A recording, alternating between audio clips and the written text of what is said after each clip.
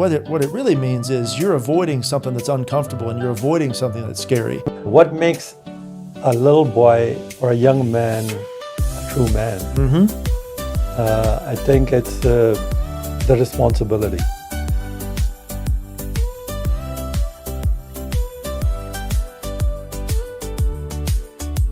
Trey Tucker, a mental health therapist who specializes in working with young people in their 20s and 30s. Find out what are the problems that young men are facing right now. Today, we're going to dive into the mental health crisis that nobody's talking about, why young men are struggling in silence, and what. Trey, thanks for being here. I'm glad to be with you, my friend. This is going to be fun. Yes. So how long have you been practicing as a licensed therapist? It's probably about 10 years now. I hate to count years because it just makes me feel like I'm ancient. So, which I just give, big round numbers. And I love the challenge of it. And it doesn't even feel like work. So I'm one of the few people that I know at least who gets to wake up and make a difference and do things that I feel like I'm wired to do. And it's a blessing to get to do this stuff. It doesn't feel like work. So what is the most common lie a young man basically right now are saying to themselves? Ooh, getting right to it. I like this, right to the heart of the matter. The biggest lie is that you're not good enough.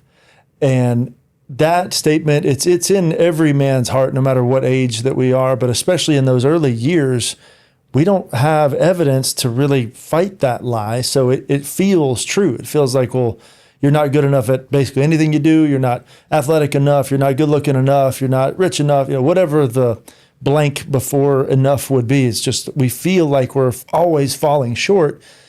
And the problem is if we start comparing ourselves to other people, then a lot of times we are going to fall short. So that lie can feel true because all of your lived experience and all the stories you've been through in your own journey can the evidence can seem to pile up to the fact that, well, maybe I'm just not good enough, and therefore I'll just kind of numb out. I'm going to settle for video games and just living for the weekend. And we tend to, we have this calling, I think, in our hearts that we want to make an impact and we want to set our sights for the mountains. But then when the lie is like, I'm not good enough, I don't have the stuff that really is going to take to make that kind of impact on the world, I start to settle and I start to play for smaller, superficial, temporary things.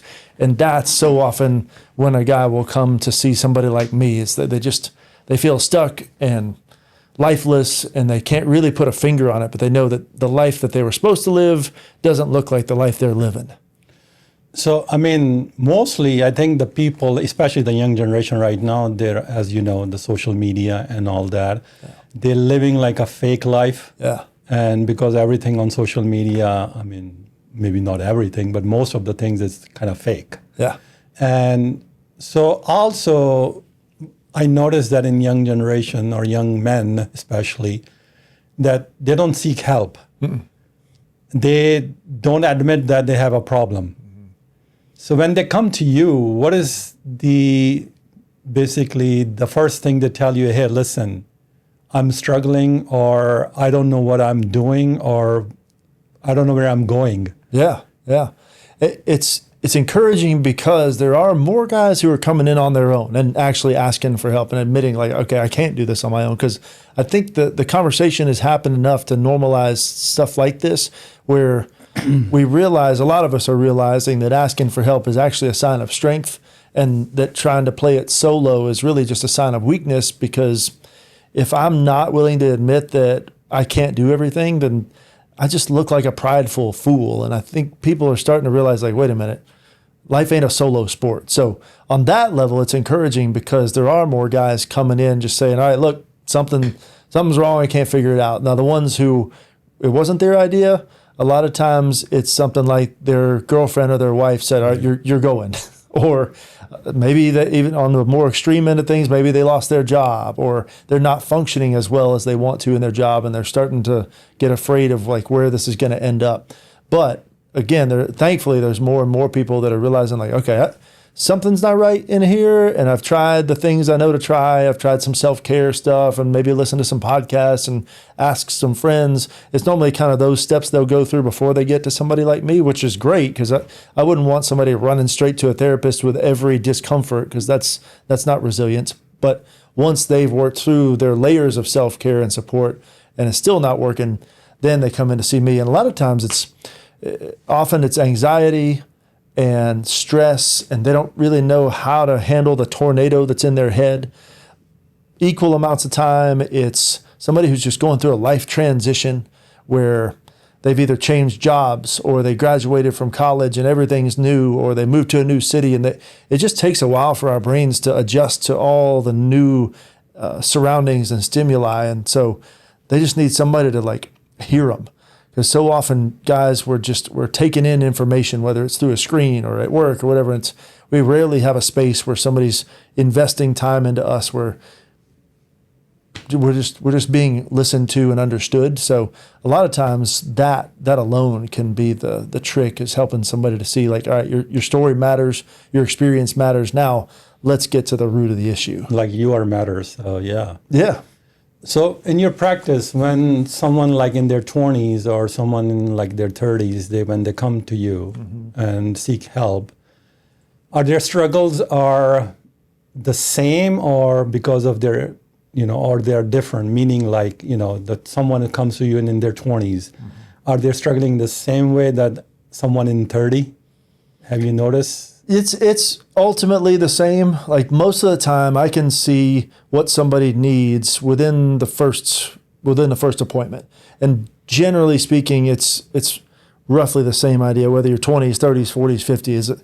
So many of us guys, like we want to know that not only are we good enough, but that we have an identity, and we know that we are somebody. With just a lot of times we think, if I can just get my identity from my work or my bank account or how well I do in sports, it's really that guys are looking for three things. So who am I?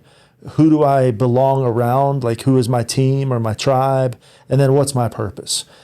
Any other circumstance is really just flowing out of one of those three areas. So I can listen to what somebody's saying that their circumstances are, and then I can usually drill it down pretty quickly to like, okay, we've got more of an identity thing going on, or we have more of a lack of purpose thing happening here. So yes, that's a long answer to a short question. It is similar. So elaborate a little bit about the identity thing. I think that's very important, because a lot of guys having this issue that, this identity, that they don't know basically what their, like you said, what their purpose is. Yeah.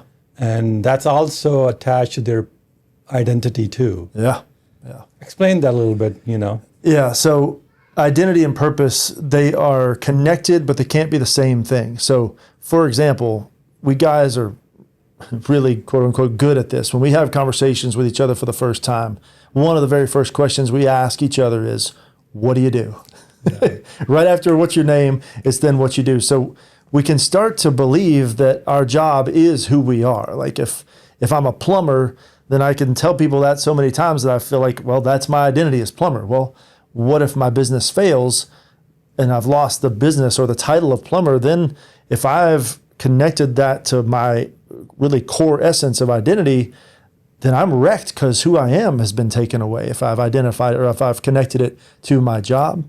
So we got to make sure that our job is totally separate from who we are or any level of performance, because if we're tying our identity to our performance, whether it's in a job or a sport or a academic situation, those are going to fluctuate. And if our identity is fluctuating along with it, then we're going to feel terrible. So that's part of it. And then once you figure out really who you really are, then the purpose is just an outflow of that. So if I have a really strong purpose, that can't also be my identity, because some days I might not be succeeding so well at living out my purpose.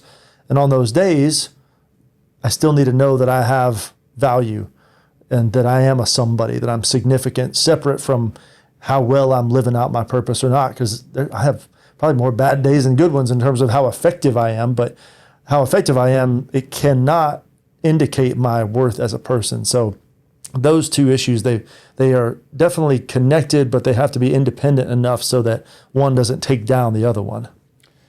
So when a young 20-year-old come to you and say, I don't know what my purpose is, and how do you basically tell them how to find a purpose? Or any young man in now this day and age can find their purpose. Yeah. So first of all, when they're even asking the question, I'm so fired up because so many people, we're living for just the short term and we don't even zoom out to think about what is my purpose. We just keep on stacking up day after day and then week after week. And then before we know it, there's years stacked and we're like, what direction am I going? This is kind of crazy to think about. I'm putting all this time and effort, not really having an ultimate destination. So I'll reward them and I'll applaud them for asking the question of what is my purpose. Then I try to keep it simple.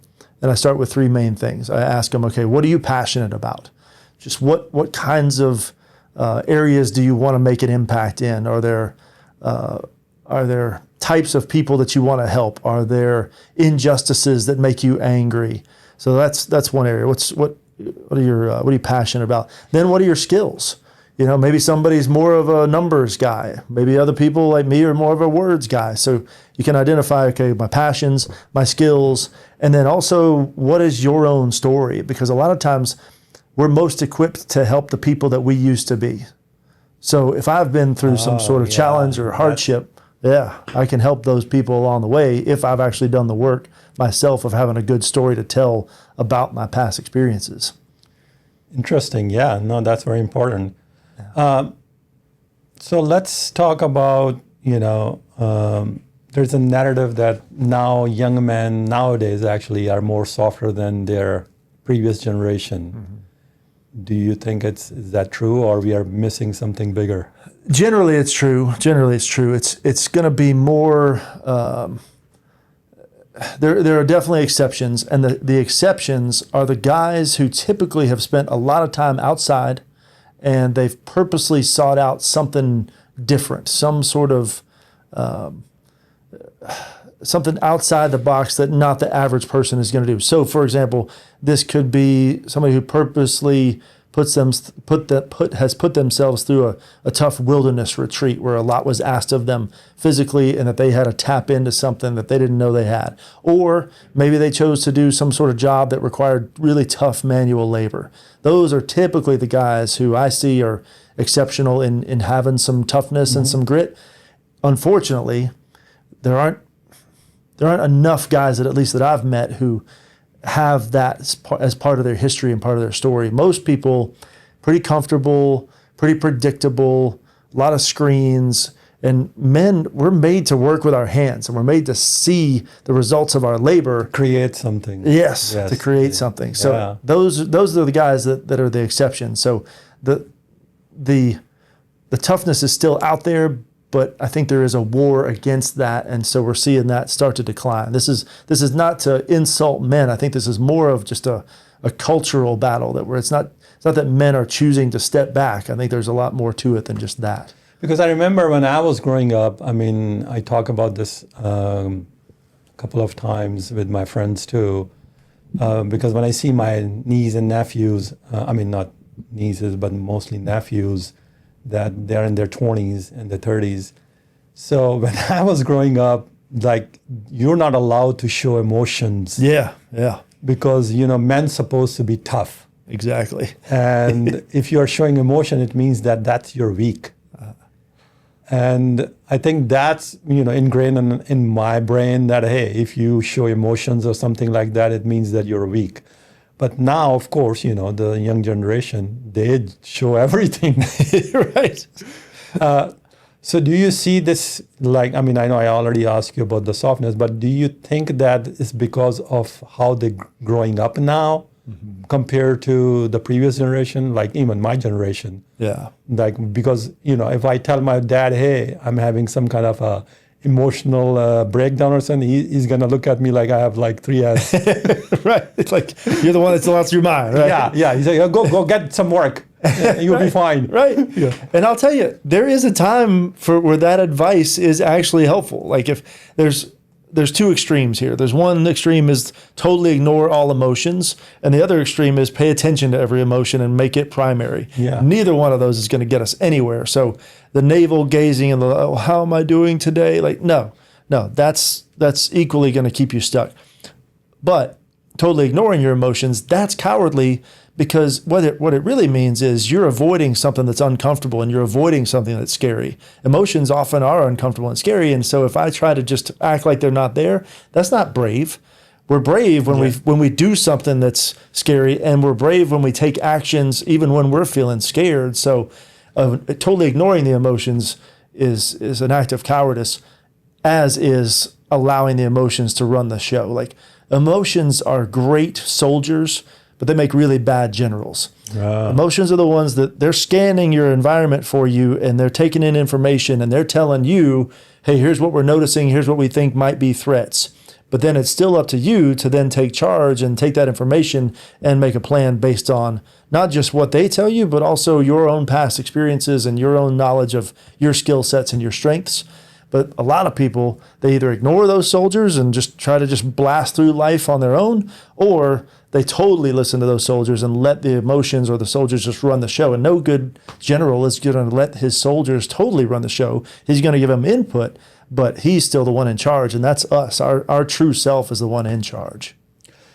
I mean, yeah, but the problem is isolation. Yeah. So let's talk about isolations. Right. Because do you think that the young men right now sabotaging their own, basically, what they call support system, because isolating themselves? Yeah.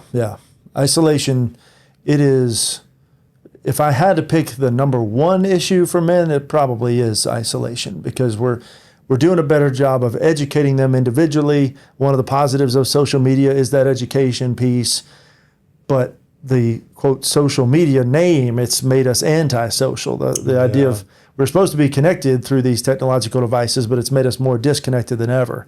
And just from a science standpoint alone, when you and I are sitting in a room together, our nervous systems are reading the energy that we're each giving off. I know that sounds kind of woo-woo, and I first didn't believe it myself, but each person does give off a certain energy, and so the nervous system is interpreting what you're giving off as your nervous system is interpreting what mine's giving off. And so when we can start to connect in person, it helps our own emotions individually come into more of a pleasant state. But if I'm by myself, I don't have anybody to co-regulate with. That's the fancy term for it, is co-regulation. When you can sit in a room with somebody and kind of calm it down a little bit. It's hard to do that by yourself. And eventually we drive ourselves literally crazy. Like, if you want to purposely drive someone nuts, keep them in isolation. That's what a lot of prisons do, and it's the isolated cells. I mean, isolation, as like you said, it's very dangerous now. Right. And that's why you see a lot of young men destroying themselves by doing drugs, alcohol, or other silly stuff. Yep. So what would you tell a young person who's listening to this right now? Hey, listen, you don't need to be isolated. This is the first thing you need to do is what? Yeah, see, it's hard to say everybody's first step should be X, because I need to figure out what is making them isolated in the first place. Maybe they got betrayed by somebody, or maybe they just grew up in a household where they didn't learn the right social skills, or a vast number of different reasons. So I need to figure out what is the root cause of the isolation. Maybe it's just habits. Maybe they have the kind of job where they're working at home all day and they don't really have a chance to get out and interact face to face. But the biggest common denominator is start small, because we're probably going to chicken out if we try to make our first step like the biggest step. So start as small as you possibly can. So maybe, for example, maybe that looks like going to the grocery store, and instead of doing the self-checkout aisle, go to the cashier and make a small conversation with the cashier. Just like, hey, how's your day going? And make eye contact. Like, maybe that's all you need, just to get a little bit of an interaction. Because if you can get a taste of that connection with somebody, it's addictive. And that's a great addiction, by the way. Some addictions are positive. But if it's more of a, I don't really believe I have the social skills, then it's a whole other conversation. And a lot of times the therapist and the client can practice some of those social skills together so that they do feel confident enough to take that outside the office and work in that direction. That one's a less common reason for the isolation. Usually it's more about the habits of their just day-to-day routines, where because of efficiency, they've just kind of stayed on their own just because it's more expedient to get things done. And that's a little easier to change. Again, it's not without discomfort. There's going to be discomfort. There's going to be fear because you're taking a risk. Anytime you're talking to somebody that you don't know, there's a risk it might not go well. Yeah.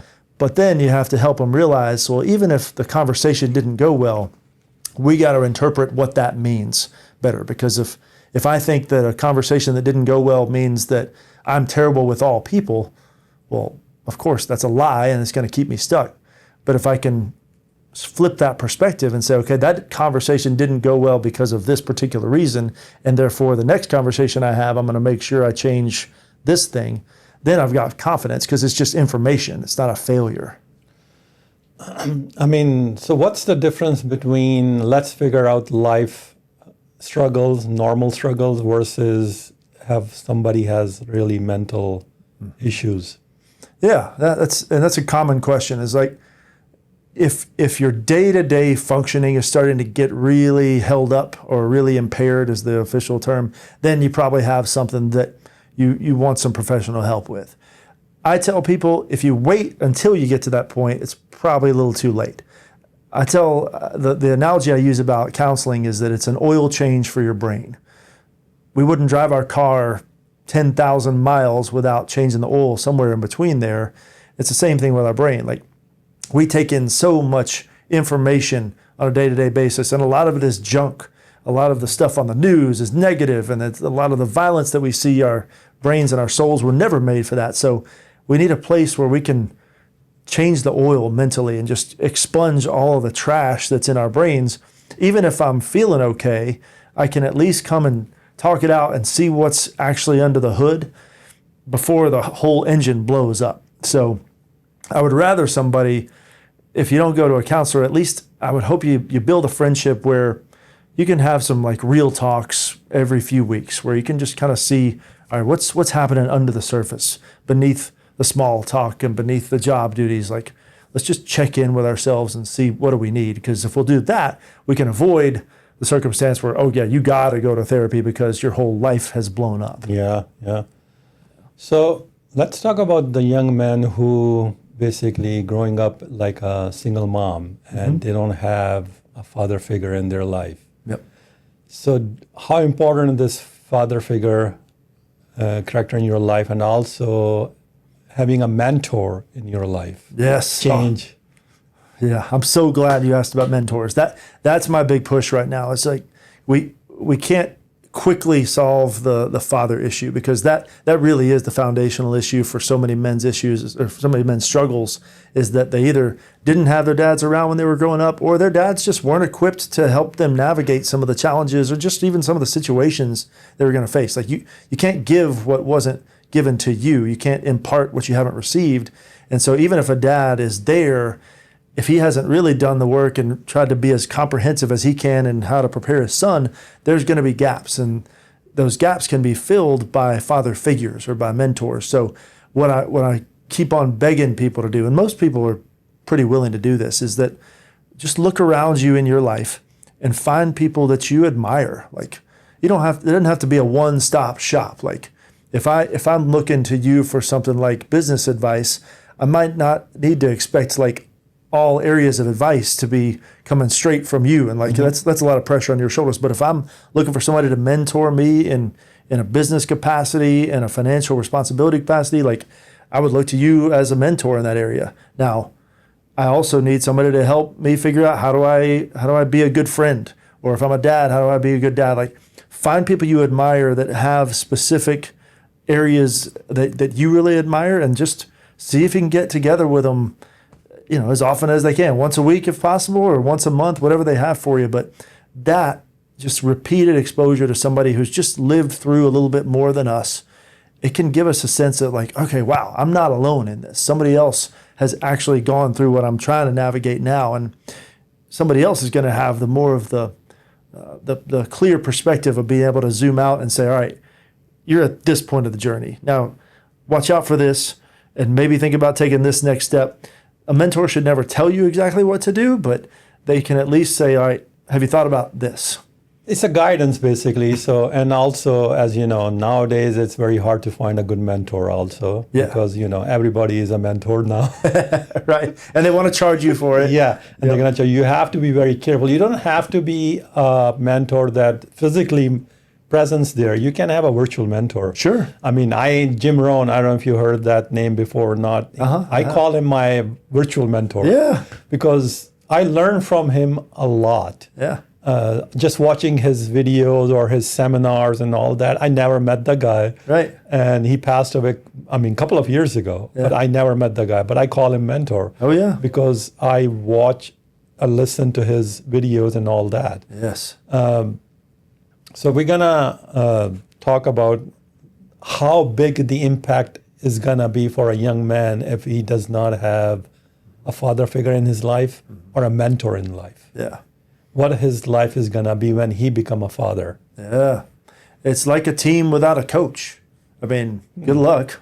Yeah. You might make some good plays, but on a game by game basis, you're going to be lost because there's nobody there to help you see the big picture and to help you calm down when you need to and to help you see, like, okay, here's what's happened to me before. I'm going to show you how you can help yourself in this situation. Yeah, you're going to be generally lost. You won't be a total wreck necessarily, but when you stack up all the years, you'll look back and you'll realize, wow, there were some missed opportunities, or there were some mistakes that I could have avoided if I had just listened to somebody that had my best interest in mind and was trying to help me look out for things. So another aspect is when we sit with somebody who has the right, who we have given the right to ask hard questions of us or to point out certain things that need to change, that's true masculinity. When we have that humility to say, all right, Farhan, I trust you enough to tell me when I need to stop talking or when I need to think differently or stop doing this. Like, if I've shut myself off and I won't listen to anybody, I'm just a little boy. I mean, that's what toddlers do. So we got to have the humility to open ourselves up for that kind of criticism, constructive criticism and feedback. I mean, a little while, like you just said, what makes a little boy or a young man a true man? Mm-hmm. I think it's the responsibility. Yes. And you figure out, okay, this is my responsibility. I need to take care of it. And nobody owes you anything in my life. No. And nobody's coming to save me also. Whatever I need to do by myself and take care of myself. Yeah. So in your practice, I mean, as you know, there's a lot of depression, anxiety going on in the United States. I actually, reading the stats, there's like 6 million men commit suicide every year in the United States. Yeah. That's a staggering number. Yeah. Yeah. And isolation is part of that reason, for sure. Okay. So and you think it's isolation is the major? It's part of it. The other part of it is we don't want to be a burden a lot of times. We feel like it'd be better, well, first of all, when someone is in that mindset, they're not thinking logically. In their minds, 2 + 2 does not equal 4, just because their brain is really not computing things correctly. So we can start to believe this lie that, like, well, I'm a burden, and if I ask for help, then people, they don't want to deal with me and they're too busy. And so we start to think that, and at first it maybe doesn't feel so true, but a lot of times with thoughts like depression, it's just like wave after wave after wave. And if you stand in the ocean long enough, you can withstand a lot of the waves, but eventually you're going to get weakened to the point where the wave is going to push you over. And that's what happens with a lot of these darker thoughts. So if we can catch it early enough, we can start to take a look at these thoughts, like just as if you were taking out a earbud in your ear, and just take it out of your ear and just examine it and just look at it. Like, are these thoughts actually true? Like, what would I want to replace these thoughts with? If we can catch them at the thought level before they really get entrenched into our soul, where it's tied deeply with our emotions, where they feel more true, then that's where we need to catch it. But yeah, when they've gotten to that dark of a place, they do not need to be alone, I would say, really ever, if they're really in that kind of a spot. But usually if they can be around people more and more, they'll start to, again, co-regulate because they're around people in their nervous system, but they'll be able to feed off of other people's gratitude. They'll be able to see a larger story than their own, because depression makes us hyper-focus on ourselves and what we don't have. But if I can sit with somebody else, then I can take my mind off of all that. Like I can hear about your day and hear about even some of your struggles, because even hearing about somebody else's struggle while I'm struggling, it makes me realize, oh, I'm part of a community. I'm part of something that's a shared experience, whether positive or negative, but we're going to get through this because I'm not the only one. No, you're absolutely right. And I think that's, I don't know if you deal with imposter syndrome. Oh, yeah. And that's another, basically with young men, it's quite common that, they think that they have some kind of imposter syndrome, and that also give them anxiety and depression. So what would you suggest someone who's feeling like they have some kind of imposter syndrome? Yeah. What kind of advice? Yeah, we all deal with it. And anybody that says they don't deal with it is probably some sort of a narcissist who thinks they have no weaknesses. So if they really believe that they've never had imposter syndrome, then I may not want to hang out with them. But the imposter syndrome is basically that, going back to that earlier question, the first question of like, am I good enough or not? Yeah. So I'll tell you, when I first started learning how to play guitar, I had no idea what I was doing. I was truly an imposter, because I was holding the guitar just like I was a professional musician. But then when I started to actually touch the strings, it wasn't sounding like no professional musician. So I was really an imposter. I was here, and I saw these musicians that were here at this level, and I see the gap. But then the question is, what do I do about that gap? Like, okay, so I'm not where I want to be yet. Do I just quit, or do I actually start pushing? And that's what separates people who start out not knowing something. It's just, can I push myself through the discomfort of learning a skill, and then can I push through a little bit of the embarrassment? Because like we're all embarrassed when we fail at something or when we're not good at something. Like I don't want to show people how terrible I am at something, but when I see that I'm embarrassed by it at a little bit of a higher level, that also reveals to me that, oh, my ego is wrapped up in this thing. Like, I've tied my identity to how well I'm performing at this task I'm trying to learn. So that's information for me of like, okay, so I'm going to keep learning this task. And I also got to figure out like, all right, when did I start tying my value to how well I did at this task? Interesting. So dating apps, porn, and technology, how much you think this kind of technology has a role for a young man to basically isolate themselves and damage their mental health? Yep, significant. All three of them, but let's start with pornography, because that's the most dangerous one. It literally, you can look at brain scans, and it literally rewires parts of our brain in the same way that a physical drug is going to rewire our brain. So there's so much, I'm going to throw out some nerdy terms, but there's so much dopamine and oxytocin and vasopressin that gets released in our brain when we see those images on the screen. And those chemicals are responsible for bonding us to the person, to a real person. But our brain gets fooled, and our brain thinks that what we're seeing on the screen is a real person. So our brain gets bonded to what we're seeing on the screen.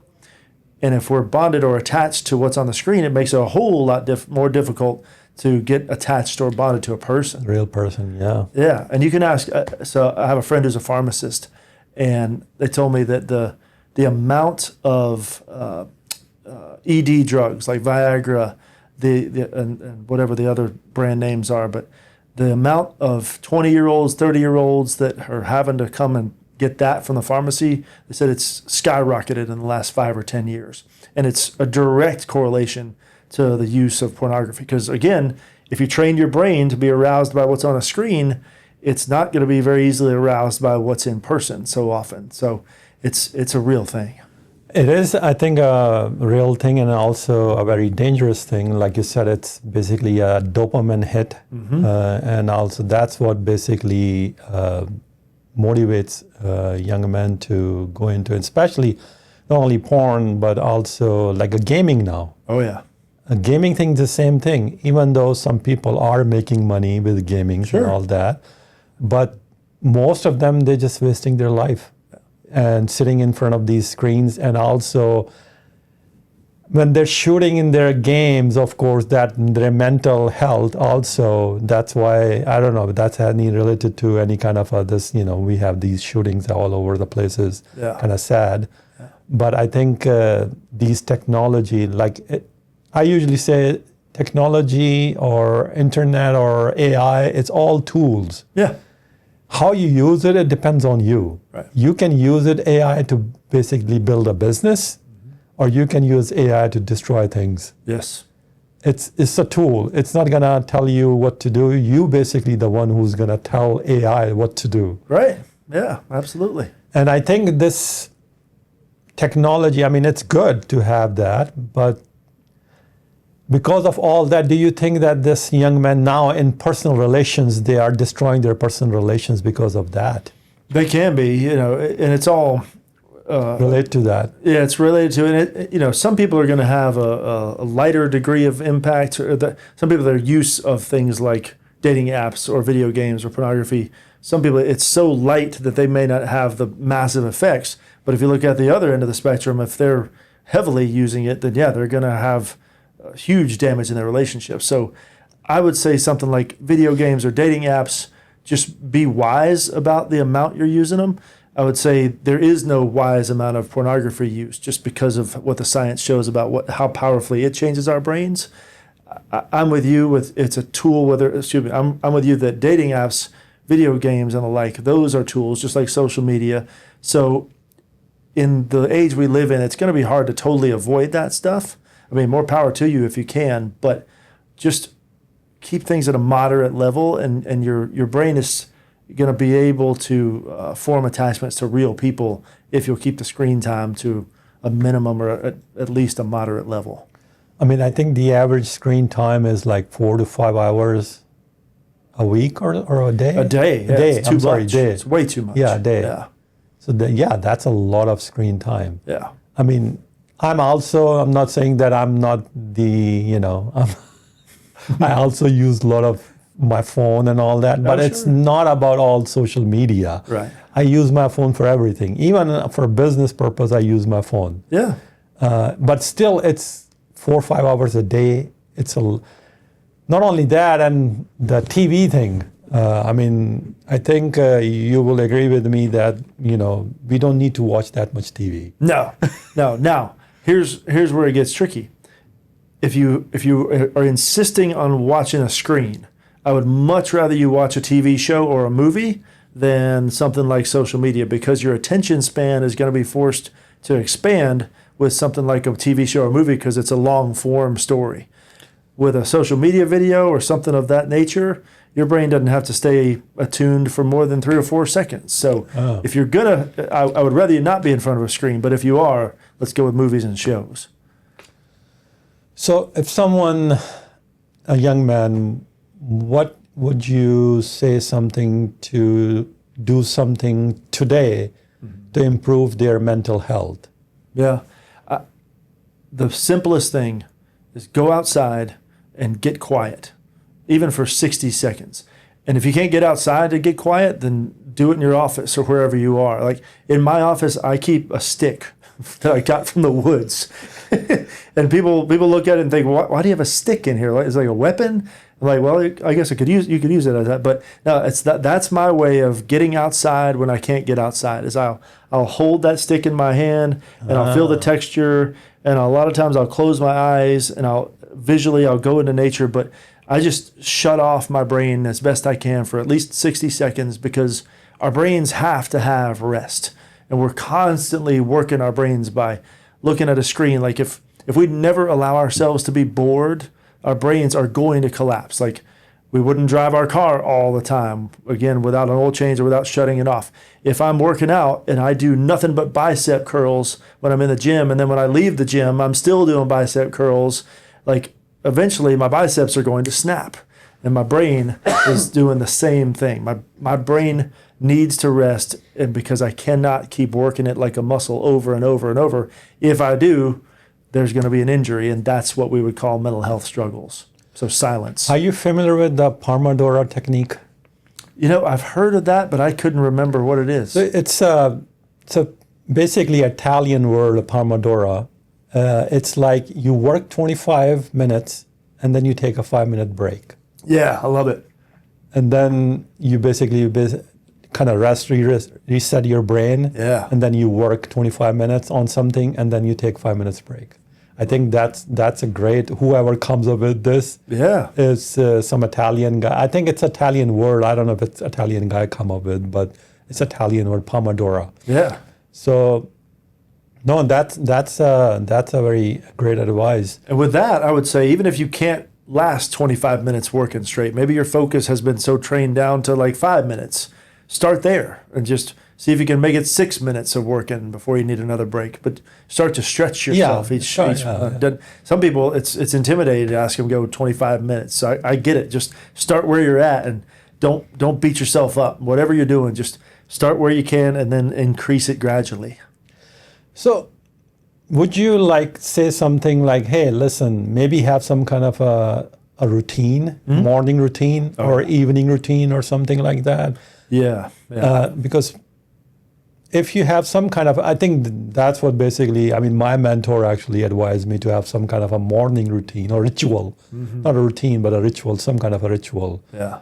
Would you think that'd be beneficial for a young man who are having some mental issues? I think everybody should do it whether they're having any issues or not, because that's the stuff, the routines are the things that we're going to rely on to keep moving forward and to maybe ward off some struggles in the first place. I'm much more, I want to focus more on prevention and actual fulfillment and success rather than what do we do about the problem? Because if we're focusing on the problem, for the most part, we're going to get more of the problem. But if we focus on the solution, we're going to keep on moving forward and productive. And there'll be problems that come, but let's keep our eyes on what the healthy habits are.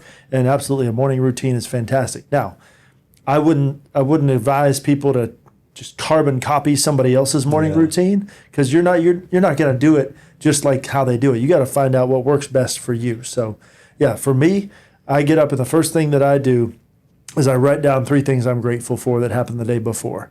That's just me. Other people, they need something else. They need to maybe exercise or stretch or whatever the case may be.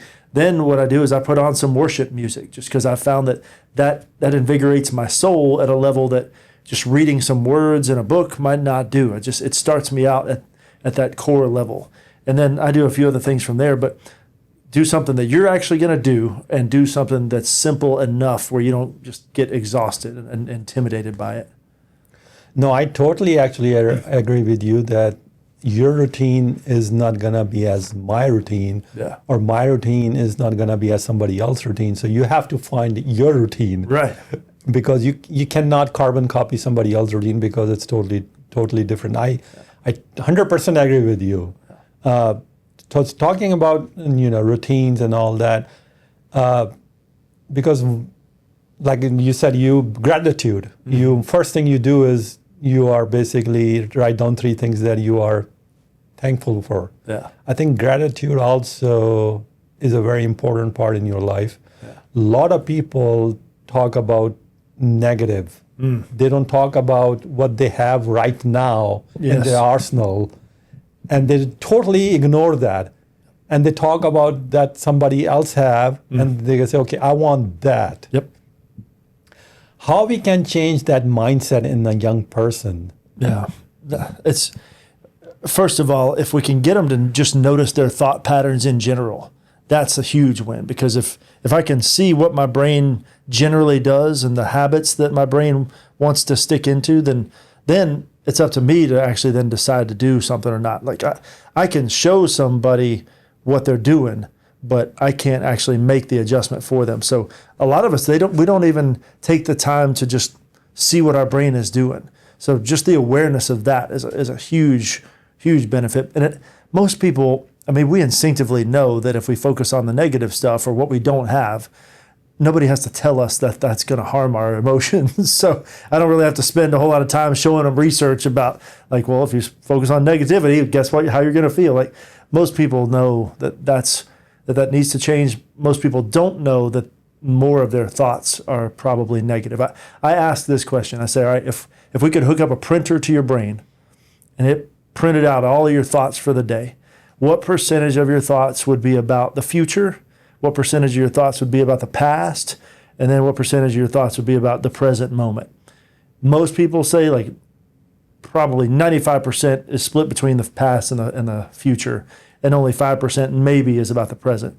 We got to build that habit of being right here in the present moment. That can be noticing what's in the room. That could be thinking about what I'm grateful for in the moment. That could be just watching my breathing, looking at my stomach as I breathe in and out. Like, if we can train our brains to be in the present, or to be fully, or put our mind fully in the moment, mindfulness, then that's going to have a huge benefit. I think the focus thing is, yeah. So, I mean, I don't know if you can answer that or not, but in your practice, do you see, because right now we just label everything, oh, he's depressed or he has the word bipolar. Do you think that most guys or young people, they are not really clinically depressed, they just because they are not focusing things, and they also, they just label them diagnosed as bipolar?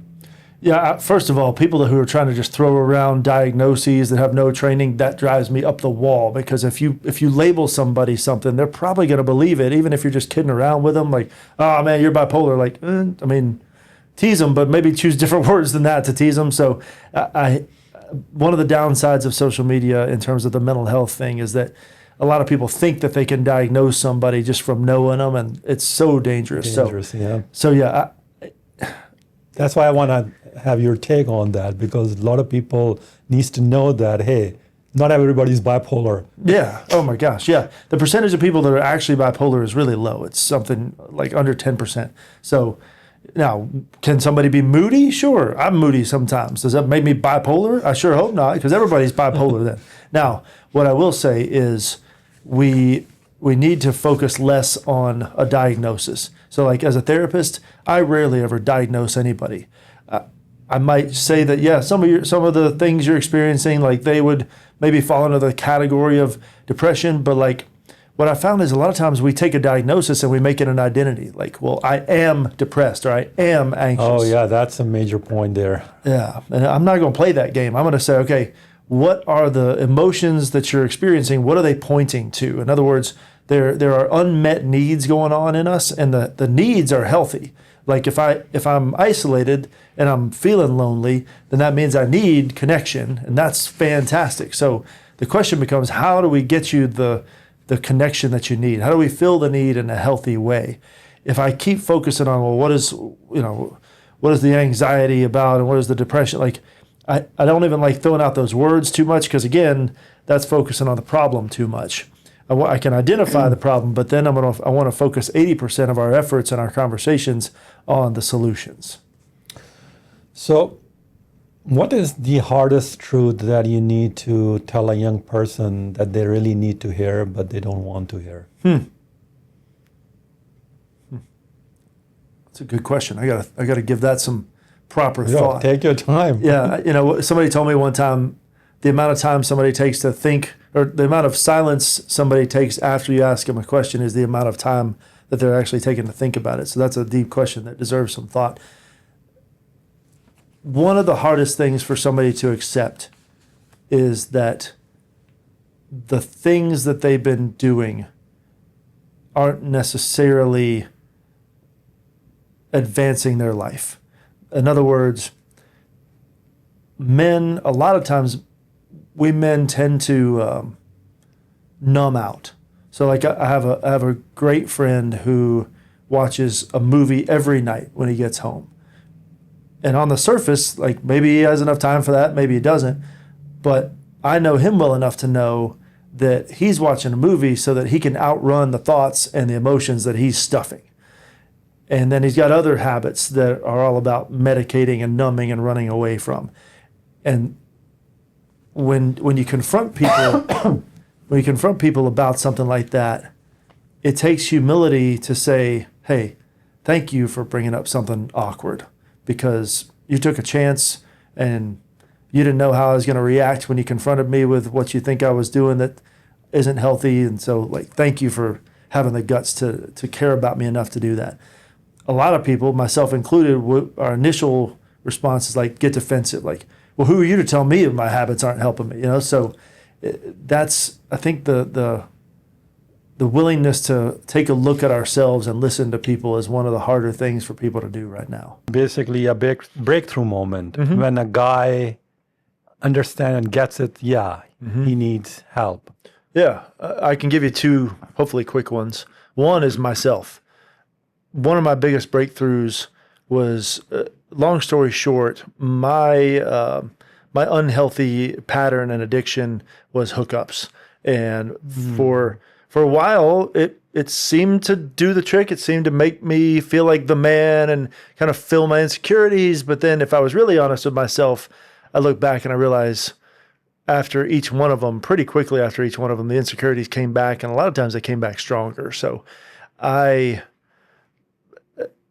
kept on in that same pattern because that was the best I had. You know, it was the best tool that I knew of at the time to deal with insecurities. And even though I knew long-term I was damaging myself, I was like, well, it feels good in the moment and at least makes me feel like the insecurities are gone in the moment. So I'm just going to keep doing it. But, one of my great friends has this quote. He says, all sin feels like freedom until you try to stop. Ah, I like it. And yeah, and to me, it felt like freedom in those moments. But then when I realized, all right, I'm doing more damage to myself than I think. And I started feeling just like there was this black sludge in me. I just started feeling gross and sick. And I thought, all right, I got to stop this. This is killing my soul. And I couldn't. And at that moment, I finally got it. Okay, well, that's the damage I had already done. It made sense as to why I was told I shouldn't even delve into that world in the first place. And so that rock bottom moment where the pain of my choices was outweighing the pleasure of my choices, that was my turning point. And that's so many people, it's the same thing. It's like until the pain of our choices outweighs the pleasure of them, we don't really have much of an incentive to change. And a different version, a friend of mine, his girlfriend broke up with him because he wouldn't get a handle on some bad habits he had. And she had stayed with him for a long time, and so he was comfortable. There wasn't enough of a consequence to really make him motivated to do anything different. But then finally, when she said, I'm out, then he had to take a cold, hard look in the mirror and realize she left because of me and the things that I wouldn't do that she asked me to do and the things that I did that she asked me not to do. And he never thought that she would actually leave. And when she did, at that point, he was ready. He's like, all right, man, let's change my life. Let's do this. I actually call them like your inner demons. Mm-hmm. You have to face your inner demons to some point. Otherwise, they will destroy you. So before we wrap this up, actually, I have another question when we were talking about insecurities. What do you think that this causes someone to have insecure in their own skin? Oh, we all have them.